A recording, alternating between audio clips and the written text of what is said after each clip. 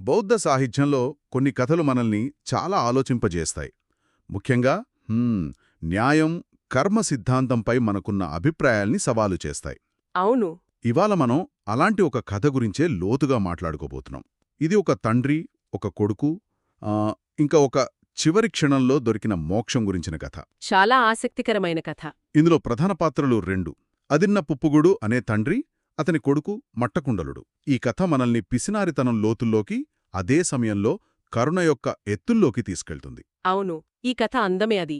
ఇది కేవలం ఒక నీతి కథ కాదు, చెప్పాలంటే ఒక మానసిక విశ్లేషణ. పాత్రల పేర్లతోనే మొదలవుతుందంటారు. సరిగ్గా, పాత్రల పేర్లతోనే కథ మొదలవుతుంది.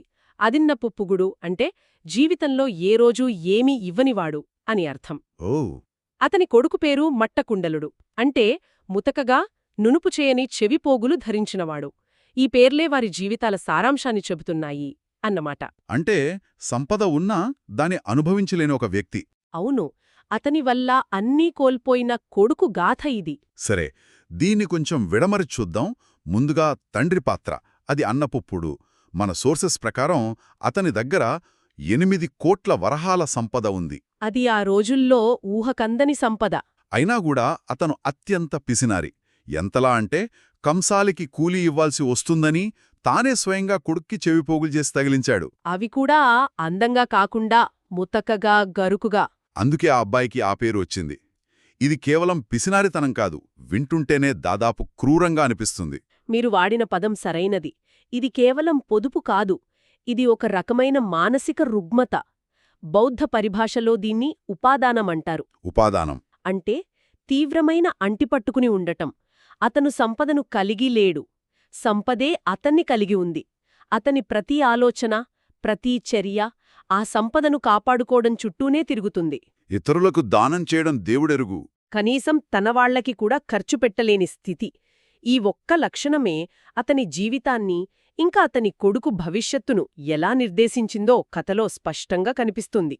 8 కోట్ల వరహాలు అయినా సొంత కొడుక్కి కనీస సౌకర్యాలు లేవంటే ఆ పిసినారితనం ఒక శాపంలాంటిదే. నిజమే. కథలో ఈ పిసినారితనం పరాకాష్ఠకు చేరుకునే సందర్భం వస్తుంది. కొడుకు మొట్టకుండలుడికి కామెర్ల వ్యాధి అంటే పసిరికల వ్యాధి వస్తుంది. అప్పుడు కూడా అతను వైద్యునికి డబ్బులు ఖర్చవుతాయని వైద్యం చేయించడు. తనకు తెలిసిన చిట్కా వైద్యమేదో చేస్తాడు. ఆ నిర్ణయమే కథను కీలక మలుపు తిప్పుతుంది కదా. అవును. వ్యాధి ముదిరి కొడుకు చనిపోయే స్థితికి చేరినప్పుడు కూడా అతని ఆలోచన కొడుకు ఆరోగ్యం మీద లేదు. దేనిమీదుంది? ఇంటికి బంధువులు వస్తే తన ఆస్తిని చూస్తారేమో, తన ఇంట్లోని సంపద ఎక్కడ బయటపడుతుందో అనే భయంతో చనిపోతున్న కొడుకుని ఇంటి బయట వరండాలో పడుకోబెట్టాడు. ఒక్క నిమిషం, ఆ దృశ్యాన్ని ఊహించుకుంటేనే చాలా కష్టంగా ఉంది. ఒక తండ్రి అంత కఠినంగా ఎలా మారగలడు? అతని దృష్టిలో కొడుకు ప్రాణం కంటే దాచుకున్న సంపద గురించిన భయమే ఎక్కువైంది. మరణానికి దగ్గరగా ఉన్న ఆ కొడుకు తన తండ్రి తనను అలా బయట వదిలేసినప్పుడు మానసికంగా ఎంత నరకాన్ని అనుభవించుంటాడు. సరిగ్గా అదే ఈ కథలోని విషాదం, ఆ నిస్సహాయ స్థితి, ఆ ఒంటరితనం. కాని అతని తండ్రి యొక్క ఈ క్రూరమైన చర్య అనుకోకుండానే ఒక అద్భుతమైన పరివర్తనకు వేదికగా మారింది. అదెలా? అతను తన కొడుకుని బయట పడుకోబెట్టడం వల్లే ఆ వీధిలో వెళ్తున్న గౌతమ బుద్ధుని దృష్టి ఆ బాలుడిపై పడింది. ఇక్కడే కథ యొక్క గమనం పూర్తిగా మారిపోతుంది. అవును, ఇక్కడే నాకు చాలా ఆసక్తికరంగా అనిపించింది. మట్టకుండలుడు వరండాలో నిస్సహాయంగా పడి ఉన్నప్పుడు బుద్ధుడు తన జ్ఞాననేత్రంతో ఆ పరిస్థితిని గమనిస్తాడు. ఆయన అక్కడికి వస్తాడు, కాని అతని తాకడు, అతనితో మాట్లాడడు, ఏ అద్భుతాలు చేయడు. కేవలం ఇంటి ముందు నిలబడి తన శాంతమైన, కరుణామయమైన కిరణాలను ఆ బాలుడిపై ప్రసరింపజేస్తాడు. ఇది చాలా కీలకమైన అంశం. ఇక్కడ దైవిక జోక్యమనేది ఒక నాటకీయమైన అద్భుతంలా కాకుండా చాలా సున్నితంగా, నిశ్శబ్దంగా ఉంటుంది. అంతే. మరణశయ్యపై ఉన్న మట్టకుండలుడు తన తండ్రిచే వదిలివయ్యబడి పూర్తి నిస్సహాయ స్థితిలో ఉన్నాడు. అలాంటి సమయంలో అతని కళ్ల ముందు కనిపించింది ప్రశాంతతకు, కరుణకు ప్రతిరూపమైన బుద్ధుని రూపం. ఆ కాంతిని, ఆ ప్రశాంత వదనాన్ని చూసినప్పుడు అతని మనసులో కలిగిన భావన అదే ముఖ్యం. అంతే. అంటే అతను ఏ మంత్రాలు చదవలేదు, ఏ పూజలు చేయలేదు. కేవలం తన మనసులో ఒక స్వచ్ఛమైన నమ్మకాన్ని, ప్రశాంతతను నింపుకున్నాడు. సరిగ్గా. బౌద్ధధర్మంలో దీనిని చిత్తప్రసాదమంటారు. చిత్తప్రసాదం అంటే మనసు యొక్క నిర్మలమైన, ప్రశాంతమైన స్థితి. దీన్ని మనం మురికి నీరు ఉన్న ఒక గ్లాస్తో పోల్చవచ్చు. దాన్ని కదపకుండా వదిలేస్తే మురికంతా కిందకి చేరి పైనున్న నీరు స్వచ్ఛంగా ప్రశాంతంగా మారుతుంది కదా. అవును. మట్టకుండలుడి మనసు చివరి క్షణంలో అలా తయారైంది. భయం, ఆశ, ద్వేషం, నిరాశ అనే మురికి అణిగిపోయి కేవలం బుద్ధుని పట్ల స్వచ్ఛమైన విశ్వాసం మిగిలింది. ఆ ఒక్క క్షణంలో అతని మనసులో ద్వేషం లేదు, ఆశ లేదు, భయం లేదు. ఆ పవిత్రమైన ప్రశాంతమైన మానసిక స్థితితోనే అతను మరణిస్తాడు. ఒక క్షణం. అతని జీవితంలో ఏ పుణ్యం చెయ్యలేదు. కనీసం అతని తండ్రి అతనికి మంచి జీవితం కూడా ఇవ్వలేదు. అలాంటి వ్యక్తి కేవలం మనసులో అనుకున్నందుకు స్వర్గానికి వెళ్ళాడంటే ఇది నమ్మశక్యంగా లేదు. మరి దానివల్ల ఏమైంది? అతను వెంటనే తావతింస దేవలోకంలో అంటే స్వర్గంలో ఒక దేవకుమారుడిగా జన్మించాడు. ఇది కర్మ సిద్ధాంతానికి కొంచెం విరుద్ధంగా అనిపించట్లేదా? ఒక జీవితకాలపు కర్మను ఒకే ఒక్క చివరి ఆలోచన ఎలా అధిగమించగలదు? చాలా మంచి ప్రశ్న అడిగారు. ఇక్కడే మనం కర్మ సిద్ధాంతాన్ని బరువు తూచే యంత్రంలా కాకుండా ఒక నావిగేషన్ సిస్టంలా చూడాలి. నావిగేషన్ సిస్టంలాగా. అవును. జీవితకాలపు చర్యలు మన ఓడ యొక్క దిశను నిర్దేశిస్తాయి, కాని మరణ సమయంలోని చివరి తీవ్రమైన ఆలోచన చుక్కానిని గట్టిగా ఒకవైపు తిత్తినట్లు పనిచేస్తుంది. అది అప్పటివరకు ఉన్న గమనాన్ని పూర్తిగా మార్చేయగలదు. ఓ! ఆ చివరి క్షణంలో కలిగిన చిత్తప్రసాదం అత్యంత శక్తివంతమైనది కావడంతో అది ఆ పాత్రను పూర్తిగా నింపి అతని గతిని నిర్దేశించింది. ఓకే, ఇప్పుడు అర్థమైంది. అంటే అతని జీవితకాలపు ఖాతా ఖాళీగా ఉంది కాబట్టి ఆ చివరి శక్తివంతమైన డిపాజిట్ అతని భవిష్యత్తును నిర్ణయించిందనమాట. చాలా ఆసక్తికరంగా ఉంది. నిజమే. అయితే కొడుకు మరణంతో కథ ముగియలేదు. నిజానికి అసలు పరివర్తన ఇక్కడే మొదలవుతుంది. తండ్రి అదిన్న పుబ్బకుడు కొడుకు కోసం రోజూ శ్మశానానికి వెళ్ళి నా ఒక్కగానొక్క కొడుకా ఎక్కడున్నావు అని విలపిస్తుంటాడు. అవును. ఆ దుఃఖాన్ని చూసి దేవకుమారుడిగా మారిన అతని కొడుకు సహాయం చెయ్యాలనుకుంటాడు. అతను తన తండ్రిలాగే దుఃఖిస్తున్న యువకుడి రూపంలో ప్రత్యక్షమవుతాడు. ఇది చూసి అదిన్న పుబ్బకుడు అతని పలకరించి నువ్వు కూడా నాలాగే ఎవరికోసమో ఏడుస్తున్నట్టున్నావు అంటాడు. అప్పుడు ఆ దేవకుమారుడు, అవును, నాకొక బంగారు రథం కావాలి, కాని దానికి చక్రాలు లేవు, ఆ చక్రాల కోసం నేను ఏడుస్తున్నాను. బంగారు రథానికి చక్రాల కోసం ఏడవటమేంటి అండి? అదే అదిన్న పుబ్బకుడు కూడా అడుగుతాడు, ఎలాంటి చక్రాలు కావాలి అని. దానికి ఆ యువకుడు, నాకు చంద్రుడు సూర్యుడు చక్రాలుగా కావాలి అని సమాధానమిస్తాడు. చంద్రుడు సూర్యుడా? ఇది విన్నా అదిన్న పుబ్బకుడికి కోపం, నవ్వు ఒకేసారి వచ్చి ఉంటాయి. ఖచ్చితంగా. నువ్వు పిచ్చివాడివి, అసాధ్యమైన దానికోసం ఏడుస్తున్నావు అంటాడు. కాని ఆ దేవకుమారుడు అంత నాటకీయంగా ఎందుకు ప్రవర్తించాడు?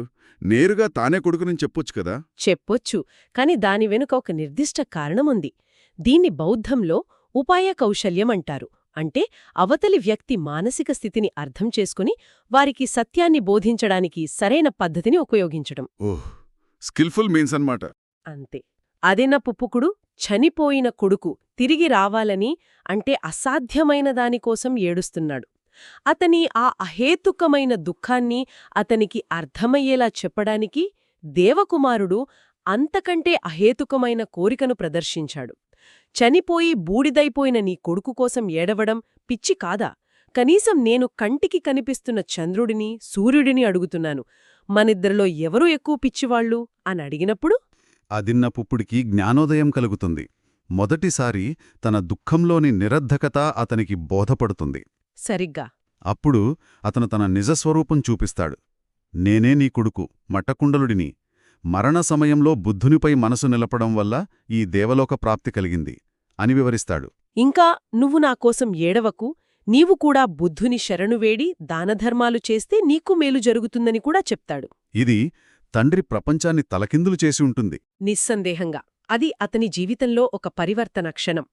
కేవలం సంపదను పోగుచేయడమే జీవితం అనుకున్న తండ్రి ప్రపంచ దృష్టిని ఆ మాటలు పూర్తిగా మార్చివేశాయి.